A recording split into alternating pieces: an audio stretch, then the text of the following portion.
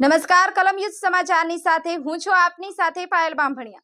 તો જોઈએ આજના મહત્વના સમાચારમાં। માંડવીનગર સુપડી વિસ્તાર ખાતે Lions club of Mandvi town દ્વારા વિનામૂલ્યે છાશ વિતરણનો કાર્યક્રમ યોજાયો।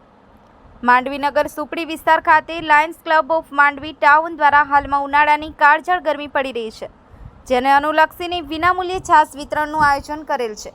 આ કાર્યક્રમમાં માંડવી નગર સંગઠનના પ્રમુખ નીતિનભાઈ સુકલ તથા માંડવી નગરપાલિકાના પ્રમુખ નિમેશભાઈ શાહ, માંડવી નગર ભાજપ ઉપપ્રમુખ ઈશ્વરભાઈ સોલંકી, કનકસિંહ ગોહિલ તેમજ લાયન ડેની પટેલ, લાયન સાલિન શાહ તથા લાયન્સ ક્લબના સભ્યશ્રી દ્વારા મફત છાશ વિતરણ માંડવી બસ સ્ટેશનની સામે સુપડી વિસ્તારમાં કરવામાં આવ્યું હતું।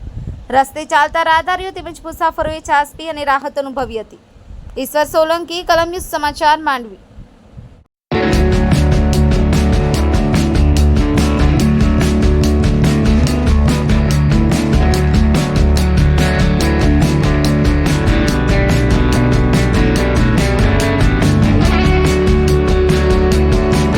માંડવી લાયન્સ ક્લબ દ્વારા આજે અસહ્ય ગરમીને કારણે